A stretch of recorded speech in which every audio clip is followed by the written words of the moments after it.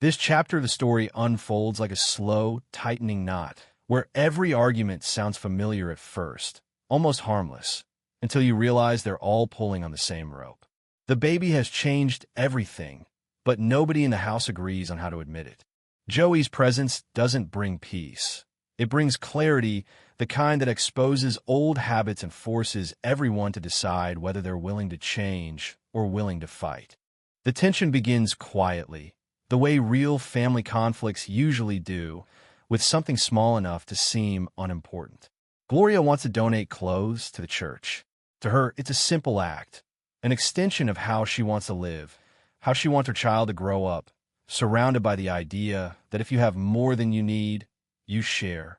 Edith immediately warms to the idea. It makes sense to her. Helping people always has. She starts thinking practically, folding, sorting, asking gentle questions, all while keeping one eye on Joey like a built-in alarm system. But Archie reacts as if Gloria has announced she's giving away the family silver. His resistance isn't logical, and it isn't subtle. He insists his clothes are too good for charity, as if quality itself should disqualify generosity. What Archie is really defending isn't fabric, it's status. In his mind, clothes signal who you are, where you belong, and what you've earned.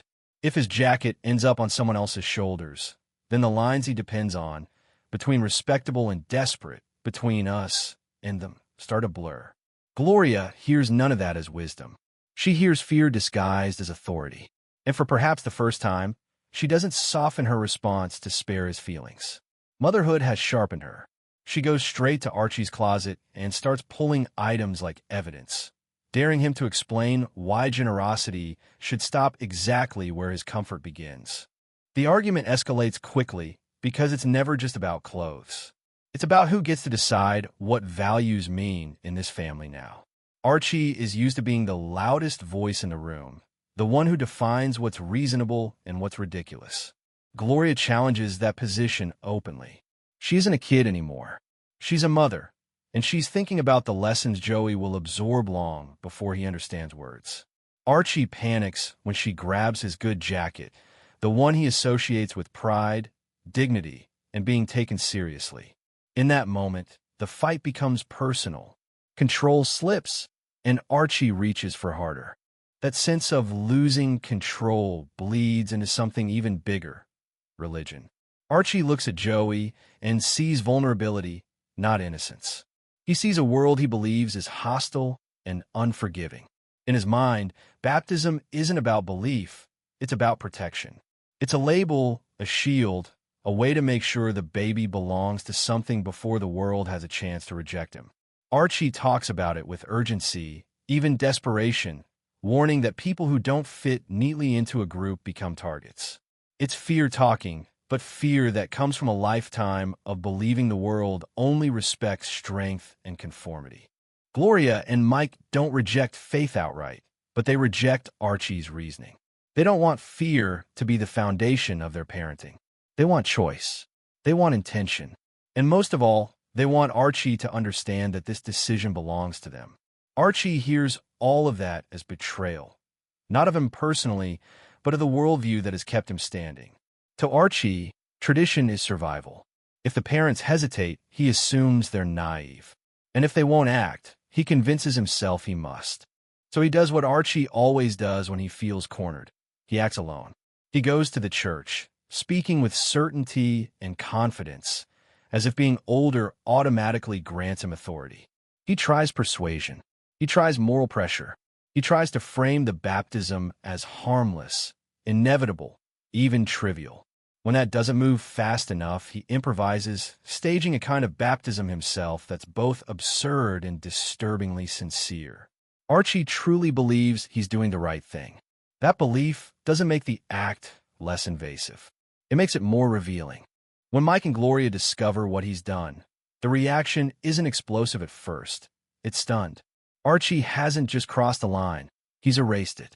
He's made a decision about their child behind their backs, convinced that his fear justifies the betrayal. Gloria's anger isn't theatrical. It's cold and grounded. This isn't about religion anymore. It's about trust. It's about whether Archie sees her as a parent or as a temporary obstacle to be managed. While Archie is fighting an imaginary war for Joey's soul, Mike and Gloria are fighting a very real one for their marriage. Parenthood has transformed their relationship into a series of negotiations that never seem to end. Gloria is always listening for the baby, always alert, always halfway somewhere else, even when she's sitting right next to Mike. Mike understands responsibility in theory, but he doesn't live it the way Gloria does. He goes to work. He comes home. He wants moments that feel like the life they had before, moments where they're just a couple again. One night, he tries to create that space, quiet, closeness, a pause from the constant vigilance. Gloria tries, but the baby's presence fills the room even when he's not crying. She thinks she hears something. Mike insists she can't. He tries to hold the moment together, almost begging reality to cooperate. But when Gloria checks and discovers Joey is crying, she moves instantly. There's no debate inside her. The baby comes first. Always. Mike snaps, not out of cruelty, but out of accumulated frustration. He voices what he's been swallowing for weeks, that there's never a right time, never space, never room for them anymore. Gloria fires back with the truth he doesn't carry in his body. Her work never ends. Even when she's still, she's working. Even when she's quiet, she's listening. She isn't choosing Joey over Mike. She's responding to responsibility that doesn't take breaks. The argument cuts deep because neither of them is wrong. They're just standing on different sides of the same exhaustion. Edith, watching this unfold, becomes the quiet bridge between generations. She doesn't lecture. She doesn't accuse. She speaks from experience, from years of marriage that survived distance and misunderstanding. She tells Gloria something simple and unsettling. There are two men in her life now, and both need care. It's not a command. It's a warning born of love. Edith knows how easily couples drift when every ounce of energy goes to children and none to each other. She's seen it. She's lived it. Meanwhile, Archie is still spiraling around the edges, trying to reassert himself wherever he can. When the possibility of Mike getting a new job arises, Archie reacts as if the ground itself is shifting. The idea of Mike moving the family for work feels like exile. Archie exaggerates the dangers, mocks the location, paints the future like a bad joke. Underneath the bluster is fear. The fear of being left behind, of becoming irrelevant, of watching his grandson grow up somewhere Archie doesn't recognize. The job discussion also exposes deeper fault lines about fairness, competition, and opportunity. Archie's commentary turns sharp and defensive, reflecting his belief that the rules of the world have changed against him. Mike is caught between principle and ambition, wanting to believe in fairness while also wanting to win. The conversation becomes uncomfortable because it shows how easily values bend when survival feels personal. By the end of this stretch, nothing is neatly resolved. Archie hasn't suddenly learned restraint. Gloria hasn't stopped being tired.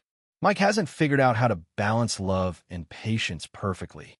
But something important has shifted. Lines have been drawn and seen clearly. Gloria knows she must protect her boundaries as fiercely as she protects her child. Mike begins to understand that partnership means surrendering control, not just sharing it. Edith proves once again that strength doesn't have to be loud to be firm.